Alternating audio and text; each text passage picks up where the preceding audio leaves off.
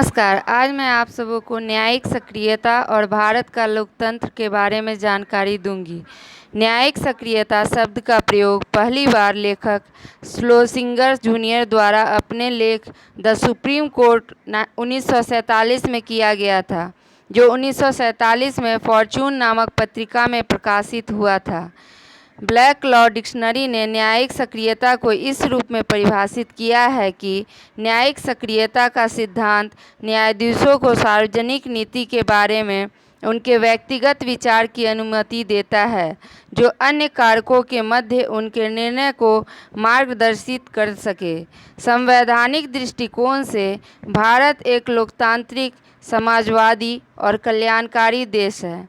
न्यायिक सक्रियता बदलते समय में एक गतिशील प्रक्रिया है, जो न्यायाधीशों को प्रेरित करती है कि वे परंपरागत उदाहरणों को अपनाने की अपेक्षा प्रगतिशील दृष्टि और नए सामाजिक नीतियों को अपनाएं। उदाहरण स्वरूप, भारत के उच्च न्यायालय ने एक पत्र को भी रिट याचिका के रूप में उपयोग किया है और उचित आदेश पारित किया है।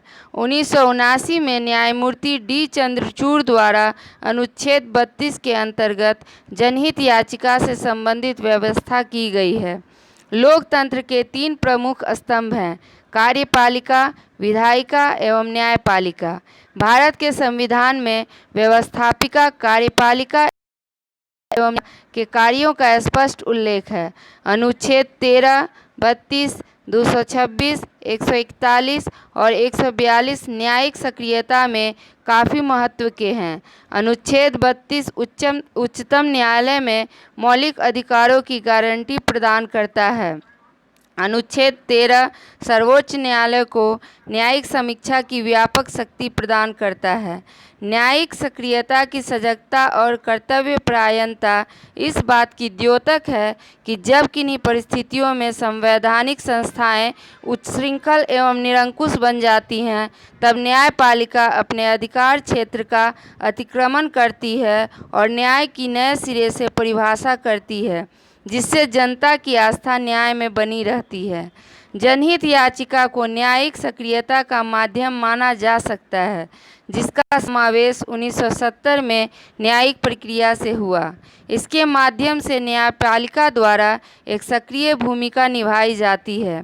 अदालत ने जनहित याचिका के आधार पर कार्यपालिका के साथ साथ विधायिका को भी कई महत्वपूर्ण दिशा निर्देश दिए हैं। जनहित याचिका के विकास ने न्यायिक सक्रियता को सार्थक बनाने में महत्वपूर्ण सहयोग प्रदान किया है। विगत कुछ वर्षों में देश की राजनीति, प्रशासन एवं सामाजिक आर्थिक जीवन में व्याप्त विभिन्न घोटालों में अपने कानूनी दायित्वों का निर्वहन करने के लिए न्यायपालिका द्वारा ऐसे अनेक निर्णय प्रेषित किए गए जो समाज में व्याप्त कामचोरी, निकम्मेपन, भ्रष्टाचार एवं अन्याय का निवारण कर सके और विभिन्न अजरूरी फैसले लिए जा सकें। न्यायिक सक्रियता के दृष्टिकोण से न्यायपालिका द्वारा प्रेषित प्रमुख निर्णय हैं: ताज संरक्षण हेतु आगरा एवं मथुरा की औद्योगिक इकाइयों को नोटिस, शहर की स्वच्छता हेतु दिल्ली महानगर पालिका को सफाई हेतु निर्देश, दिल्ली में यमुना किनारे विकसित आवासीय क्षेत्रों में चल रही फैक्ट्रियों एवं औद्योगिक इकाइयों को स्थानांतरित करने संबंधित निर्देश, चुनाव सुधारों पर सरकार को कारण बताओ नोटिस, राजनीति में अपराधीकरण को रोकने की दिशा में निर्वाचन आयोग को आवश्यक दिशा निर्देश आदि।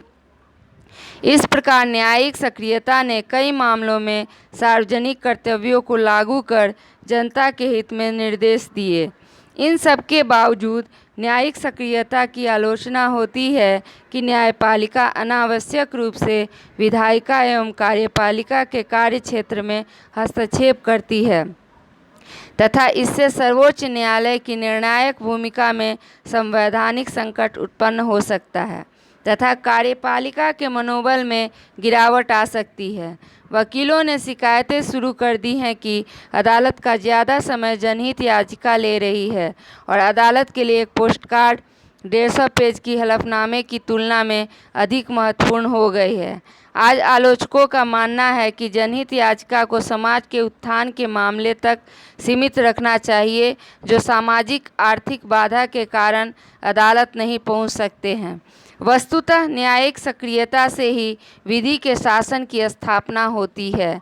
न्यायपालिका की इस दूरदृष्टि, सतर्कता और सक्रियता के परिचय से एक ओर जहां न्यायपालिका की त्रुटियों और विधायिका की दायित्वहीनता का बोध दूर हो रहा है, वहीं न्यायिक सक्रियता आम आदमी के लिए वरदान साबित हुई है। अनेक विवादास्पद विषयों पर न्यायपालिका द्वारा सरलतापूर्वक निर्णय किए जाने से लोकतंत्र के प्रति जनता में विश्वास को न्याय सक्रियता ने बल प्रदान किया है। आज के इस वीडियो में इतना ही। अगर आपको यह वीडियो पसंद आया तो वीडियो को लाइक तथा चैनल को सब्सक्राइब करना न भूलें। धन्यवाद।